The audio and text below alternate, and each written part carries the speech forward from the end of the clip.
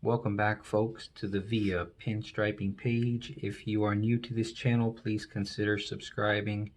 And if you are a returning subscriber, thank you so much for watching. So today we're going to work on the fourth color on this multicolored design.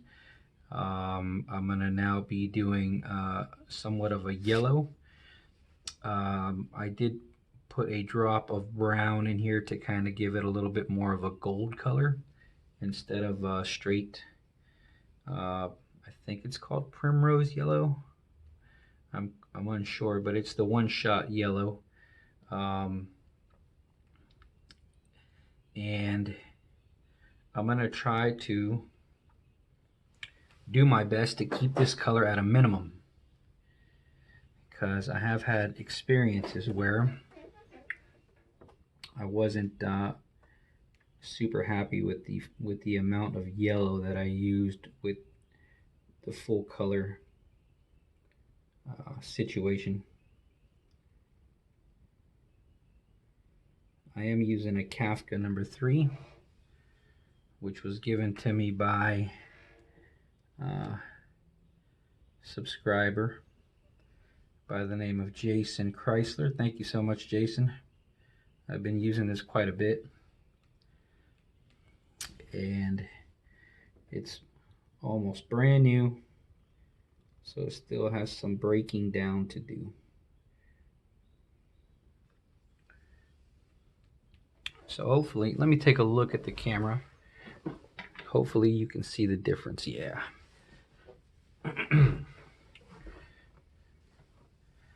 So I'm still unsure how many colors this is going to end up being, but we're just going to pepper in some of this yellow.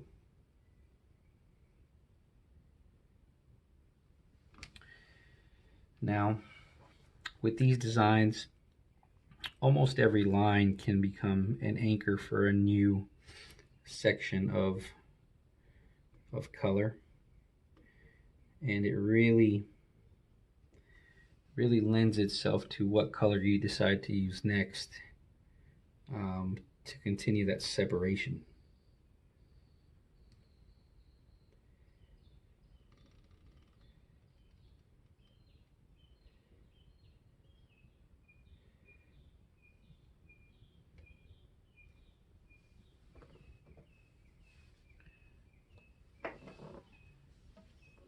Now, I didn't much care for the way that went, so I'm going to erase that. So we're erasing early, folks.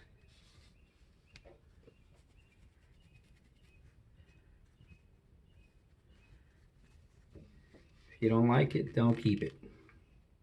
So I'm just using a little bit of a shop towel, which I cut into these little squares,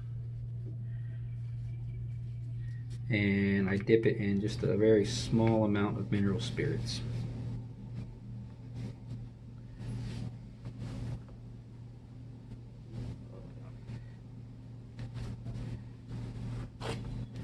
And by the looks of things, I probably should have cut up more than what I have if I'm going to be erasing this early. Sometimes it leaves a little haze. You can just wipe that right off with the dry part of the towel. Paleting my brush, and I'm just going to clean this little doodad up some. Be careful when striping right after, before this dries. It could skate on you. As you can see, this is still drying right here.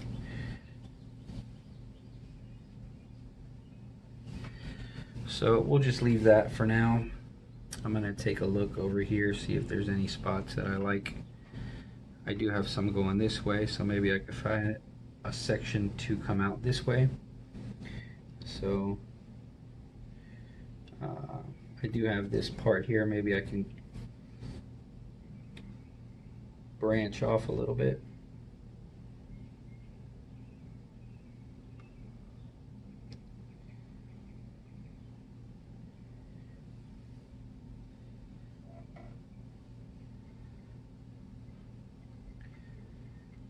Now you can find the previous videos on the last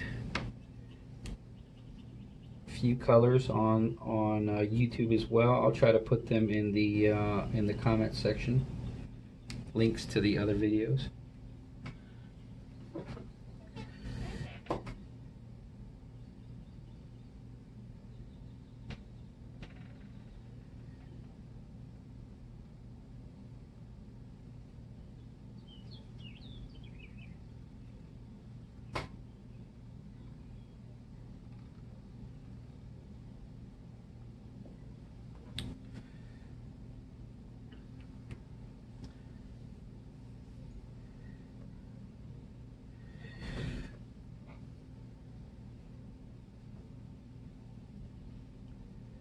Now I had no game plan with this color. With the purple I did have a little bit of a game plan. I was kind of looking at a picture of this for about a week or two while the paint dried, just to see kind of where I wanted to go with this color. I'm still very much unsure, so I'm deciding as I go. I still kind of want to see if I could branch off of this one, so maybe I'll just do a quick, this is sort of a heart-shaped loop.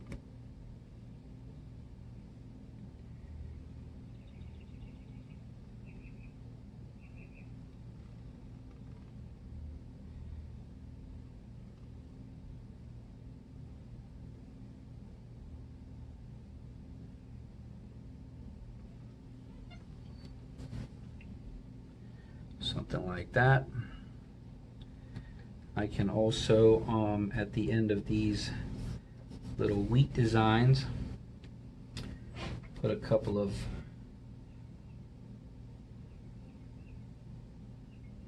they're almost like beads. It's a nice way to splash a little bit of color.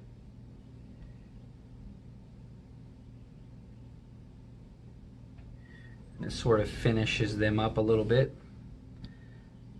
And I got a couple that extend this way. I think I'll do the same thing over here.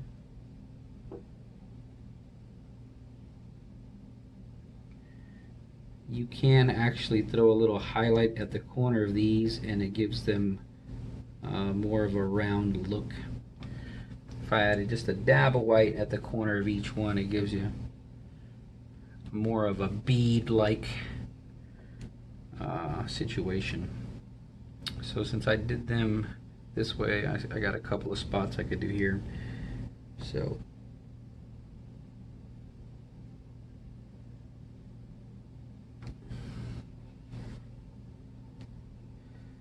there's 1, 2.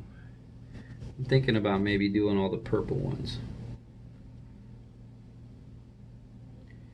I don't know if y'all could see, but this is where I've gone from very thin to thick at the end. See, very, very thin, and then I go thick at the very end. So these are kind of just end caps. They encapsulate that move. Now these are usually things that I reserve for the very, very last, but I'm unsure how many other colors I'm going to do, so.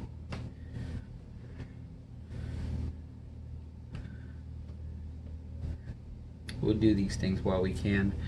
You can also throw them, you know, kind of in the middle of a loop. So I have a loop here, you know, it gets thicker at the end, but I'm going to throw just a couple here just to splash a little more color there.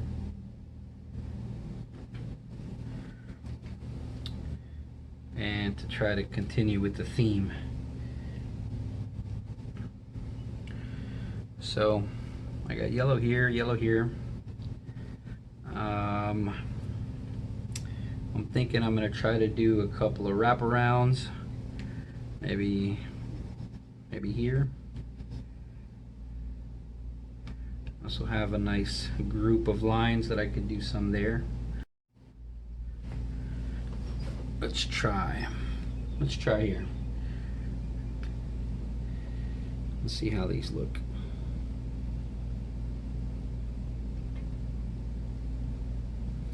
Now with these, you want to just pull out lightly, push down, and lift up behind the one that you want it to go behind. The idea is that it's kind of, it looks like it's coming out of it and then going back in. Now I usually have a little bit more luck with a smaller brush, but we're going to try to do our best with this one.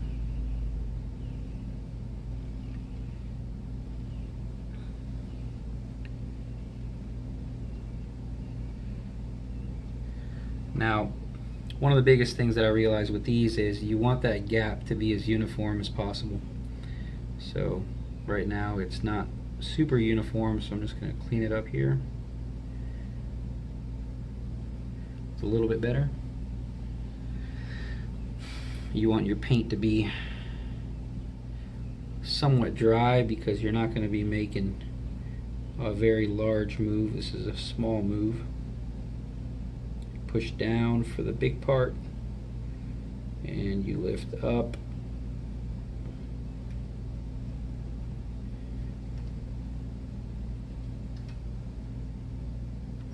Right. So there's that. Now if you want, you can give it a tail or something to end it if you'd like. If not, they could just disappear in the background.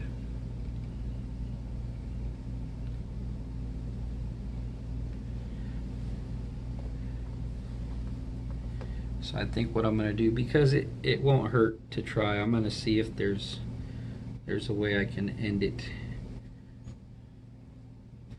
You just palette up the brush a little bit. I did want to say that I'm running into a problem that I wanted to mention. When I first got this bottle a long time ago, I ran through most of the yellow, and to save money I just refilled it with more yellow, and now I'm having issues of some of the old paint and the new paint kind of chunking up inside, and I get little bits of paint coming out. So it's probably best not to try to refill them bottles. Just use them up. Once you're finished with that amount of paint, throw it away. I think maybe the stuff that's lined on the walls is trying to break back down, and it gives you these little globs that sometimes you gotta pull out of the paint while you're painting. It's a pain in the butt. Alright, so looks like it's coming out of behind the purple, so let's try to follow where that would come out. I'm assuming around here, and let's see if I can do something.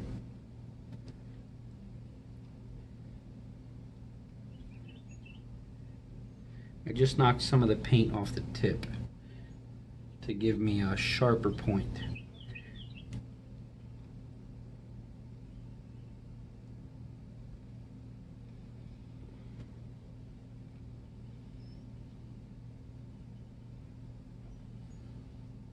And I ran my finger through two of the dots. So that wasn't worth it. Let me clean that off.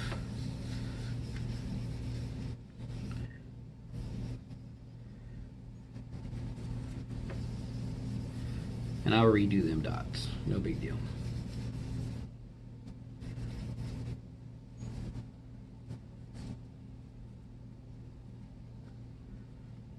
So these long form videos, I don't do them very often. I'm unsure how many folks want to see the actual full length process of this stuff, but I figure for those who do, I try to do maybe 1 or 2 a year, because I really go through a lot of struggles to get these designs the way I want them, being that this is not a commission piece. There's nobody at the end of the tunnel for this. I might put it up for sale somewhere, but it's more or less me trying to outdo my previous design if I can.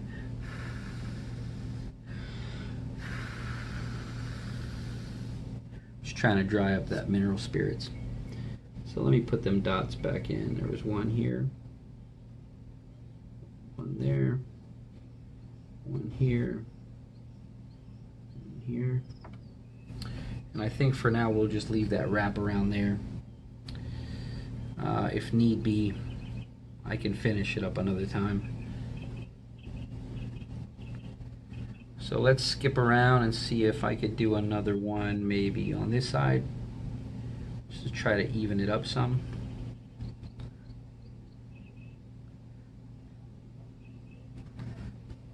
Let's see here. Maybe I'll do a small one in this little group. And I think I'll do it. You always have the option. You can start on one side or the other. I think I'm going to start on this side.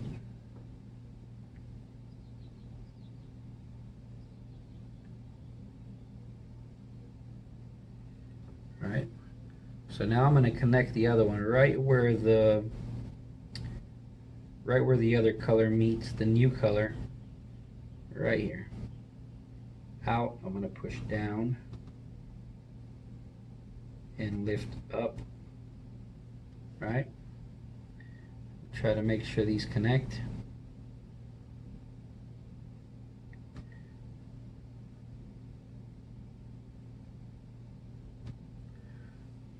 Knocking some paint off the tip of my brush, and I'm going to do the same thing. Right where the two colors meet is where I'm going to come out. It gives it the effect of going behind the other color.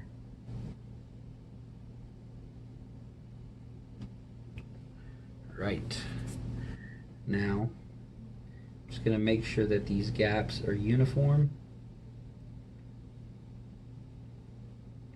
Now, I do see some folks do these wraparounds, and they give a lot of space in between them. To me, that doesn't quite look as good as when you have them nice and tight.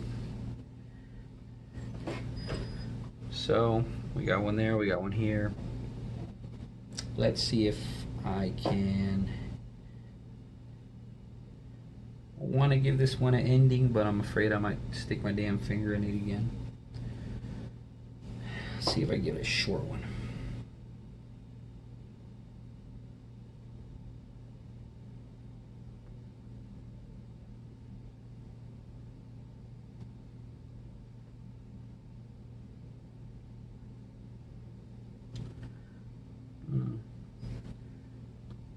I don't like it.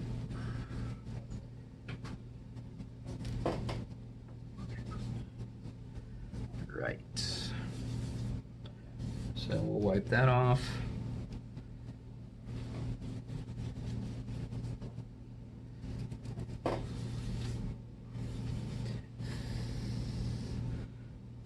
And we'll leave that as is.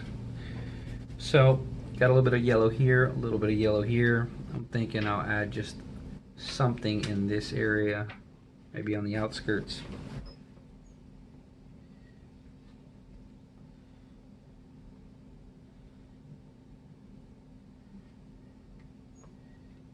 Paint's drying up a little bit, so I might squirt a little bit more yellow,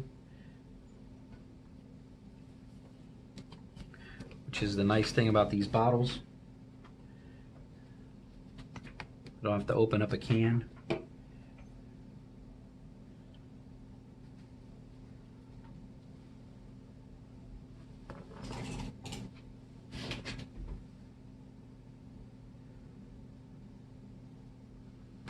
Right. So, let's see here.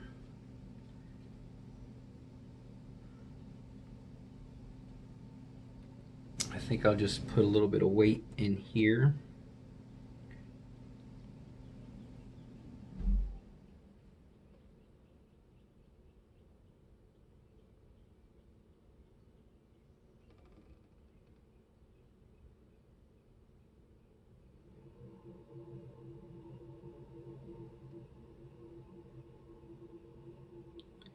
Now I'm doing this backwards.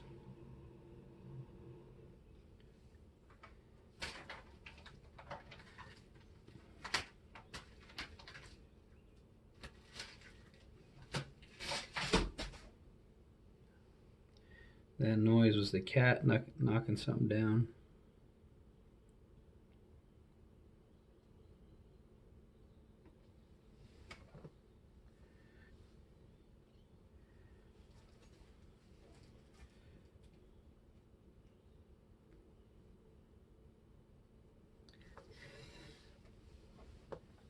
One second, folks.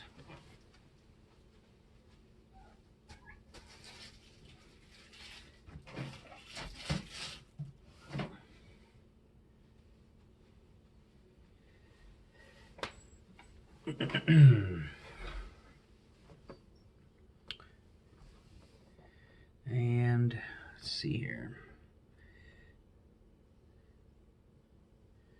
Kind of want to do the same thing on this side, but I don't know if that'll be too much. Let me try right here.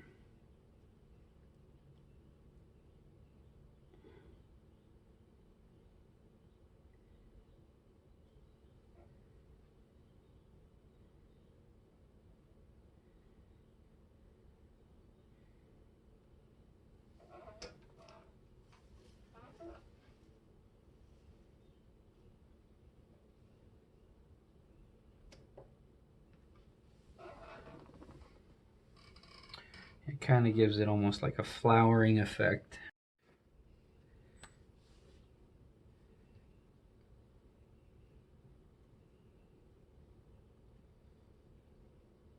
I'm trying to think if I want to do that elsewhere.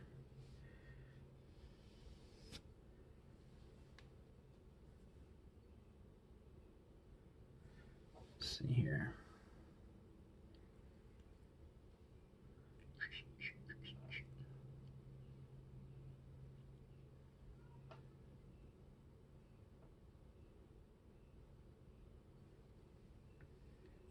Might could just give it a little more weight in here.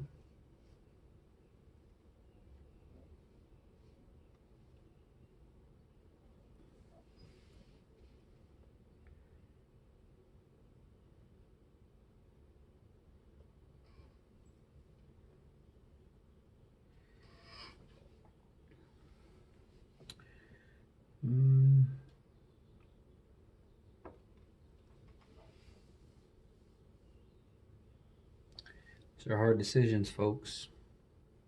I don't want to overdo it with the yellow, but I feel like the balance isn't quite there yet. Let's see.